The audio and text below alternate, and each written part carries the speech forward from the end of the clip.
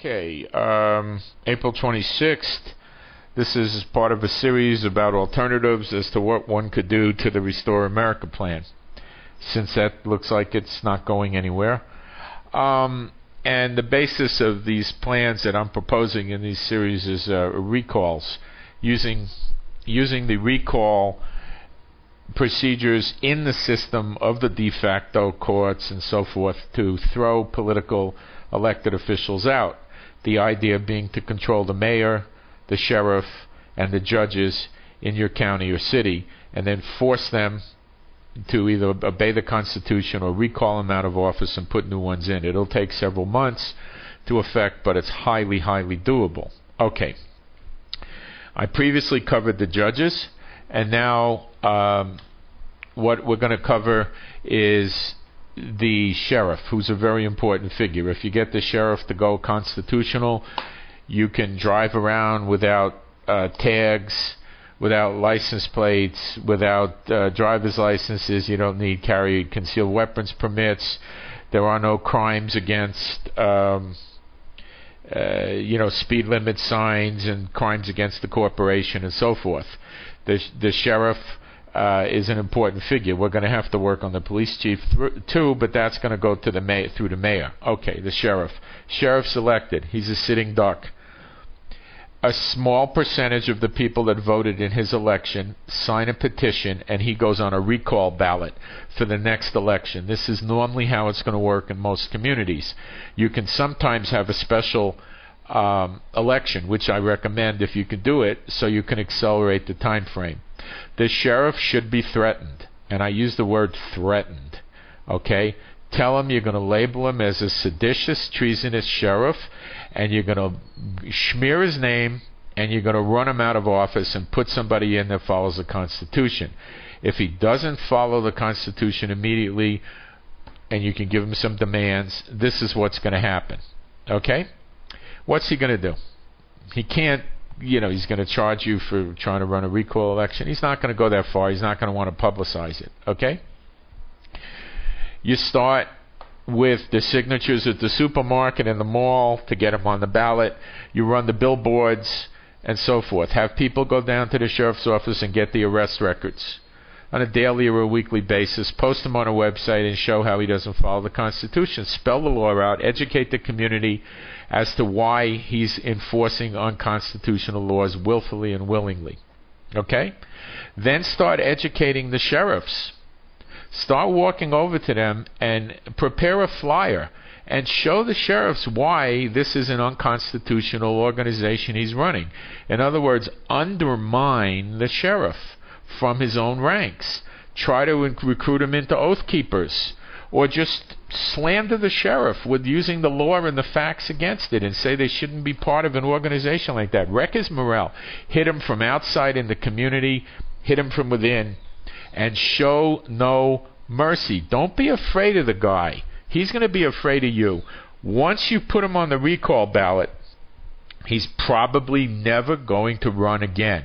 And he knows that. And you know that. And you tell him that. Okay?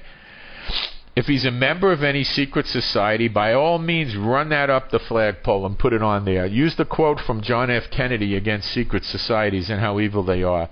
Just attack. There's not enough people in these secret societies to vote somebody into office, And I don't necessarily think, the Rotary Club or anything like that. Secret societies where they have secret oaths and all this kind of stuff, loyalties to each other. Attack this guy. Attack him viciously. And then get the petitions, put them on the ballot, and then go electioneering and find yourself a candidate from sheriff, preferably within the ranks of the sheriff's office, okay? That's going to enforce the Constitution. And make them sign some sort of separate oath to you guys and publicly post it. Try to get him to sign something that's in order to remove him from office if he doesn't follow the Constitution. You guys are missing the boat with this courtroom tactics crap. Okay? Get the sheriff, deputize you if you have a state requirement where you have to go through a background investigation. Suffer through it. If you have to take so many hours of training, suffer through it. Suffer. Okay? Get the credentials lawfully in their stupid, stinking federal corporation law, and then take your oath to enforce the Constitution against all enemies from outside and within. Aha! Now you're following your oath of office. To not follow your oath of office, you could go to jail, you can be removed from your job, and so forth. And poor Mr. Federal Agent gets to go in your county jail. And then he gets to go appear before your county or circuit court judge. And he gets sentenced. And now what happens? You see what I'm saying? This thing goes to a whole new dimension. Okay? So you can have a sheriff's department that has maybe 90 paid employees, right? And then you can go ahead and have, I don't know, 600 deputies, 900 deputies, whatever, you know?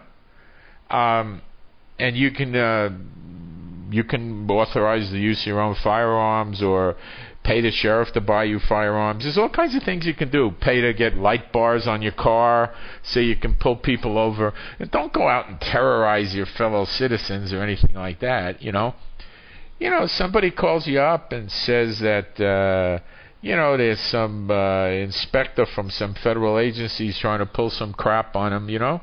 You go over there and inform the guy that he's violating the Constitution, he's violating his own oath of office, blah, blah, blah, blah, blah. You have enough sovereign persons familiar with the law to tell you exactly what to do. And, basically tell the guy to leave or you're going to lock him up. Put the feds on notice, the FBI and the IRS, that they have to effect all arrests with the cooperation of the sheriff. You know, be uncooperative. You know, now you're basically you're learning a way to ignore these jackasses. Okay, but you better have your force. If you don't have your force, it doesn't work.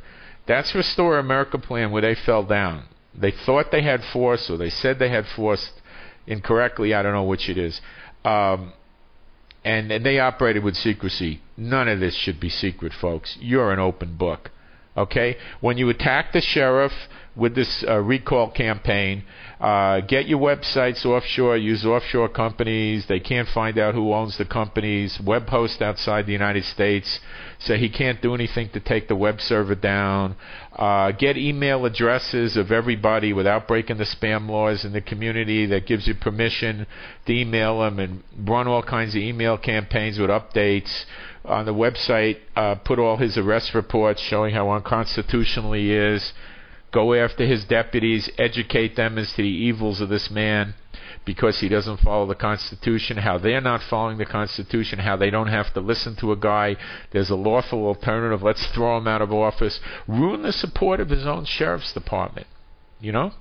Get rid of him. You know?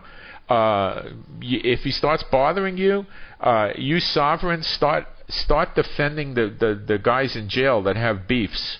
Start soliciting. Make it known that if you have a friend or a relative in jail that's being abused by the sheriff, you want to hear about it. We'll give him defenses. And then find a way to help this guy file his own complaint. Be careful you don't get involved with practicing law without a license. But anyway, this is the beginning of the series, and there'll be more information coming, but that's how you get the sheriff.